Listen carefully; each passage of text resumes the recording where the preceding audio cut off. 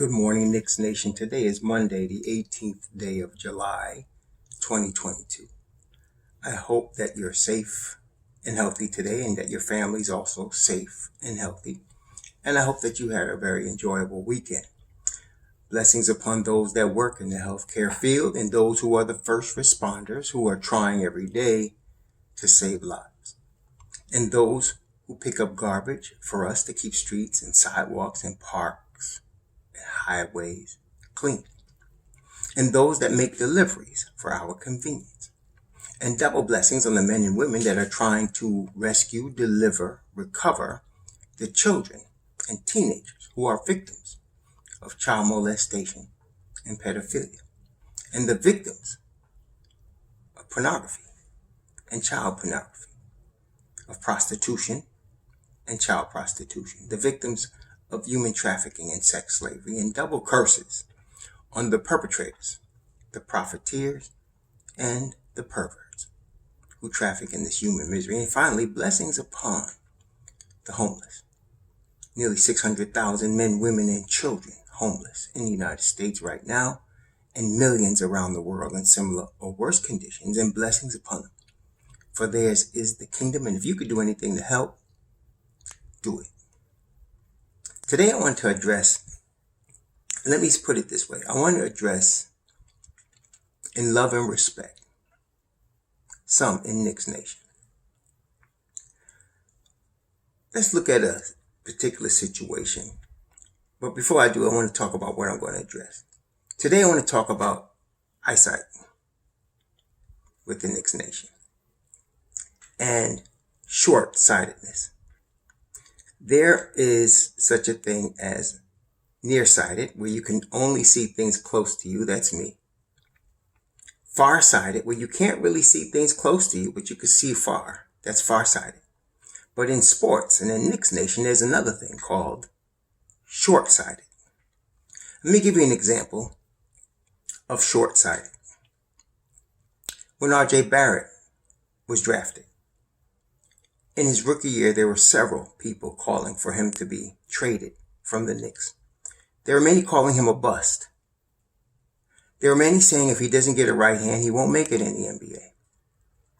But here we are going into his fourth season, and I think it's been established that R.J. Barrett is an NBA player, and that no, he shouldn't be traded from the New York Knicks.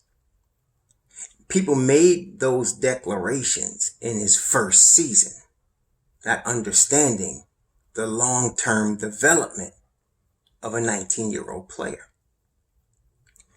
Recently, well, not really recently, I think it was around 2016 or 2017, Danny Ainge traded down in the draft.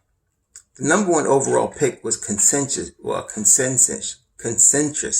to be Markelle Fultz that year.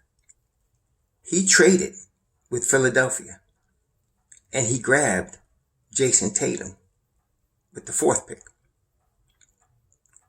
Arguably the best player in that draft. And so it is clear that Danny Ainge knows talent when he sees it. So now, Danny Ainge is desirous of obtaining one Quentin Grimes from the New York Knicks. He's very high on Quentin Grimes. So, Quentin Grimes, if you look at the overall picture of Quentin Grimes, you're talking about a guy come out of the University of Houston after transferring from Kansas, that from last year's Summer League all through the season showed stellar defense, and on flashes showed elite shooting ability, spot-up shooting ability. In the overall 5 games in the Summer League, if you look at the overall, he showed those things in addition to playmaking ability, setting up his teammates, which was again one of the criticism and questions of some as to whether he had that in his arsenal. Well, apparently he does. But with all that being said, because he had a bad game against Portland, There are many saying, well, guess he's not as good as we all thought he was. We should probably send him to Utah. That's an example of being short-sighted. In 2 seasons, I believe Quentin Grimes is going to be every bit the player that Donovan Mitchell is now. But see, if you're short-sighted, you can't see that.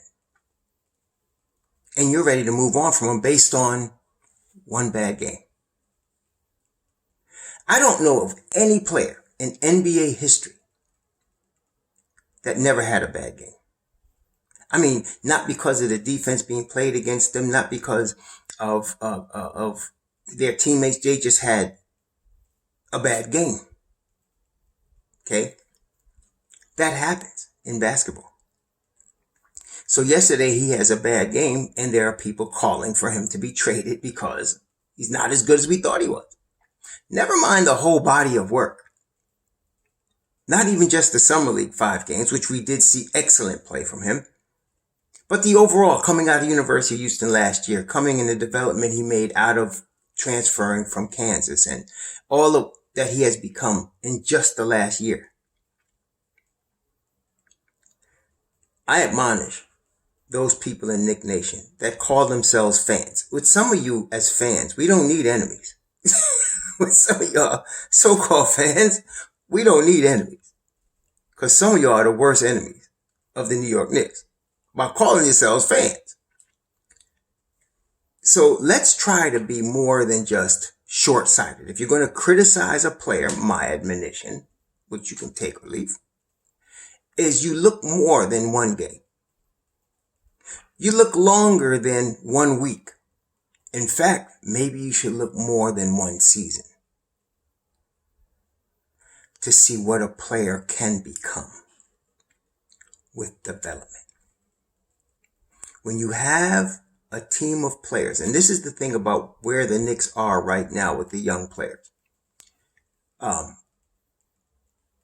The 3 guys that we saw, the leading guys in the Summer League for the Knicks were Sims, of course, Grimes, as I mentioned, and Deuce. And all 3 of those guys just come out of their rookie year under Tom Thibodeau, a very tough coach on rookies. In fact, probably the most difficult coach on rookies, with some exceptions. Okay? They just come out of that first year, and here they are in Summer League. They still have a lot of development to go. But then you still have young players like a Mitchell Robinson, who just signed an extension, RJ Barrett, who's going to sign an extension. Then you have IQ, who's in his 3rd year. You have Obi Toppin in his 3rd year. They're further along in the development process than the 3 guys that we just had in Summer League. So you would expect them to be more mature, more refined in their games. They're still all growing, but we're at the point with them where we actually can make a playoff run. We can get to the playoffs with those young pieces. Okay? After having, them suffer through their rookie years, going into their 2nd years, and now they're in their 3rd year. Except like when RJ, he's in his 4th season at age 22, and Mitch Robinson in his 5th season at age 24. Still a lot of upside, and they have good experience.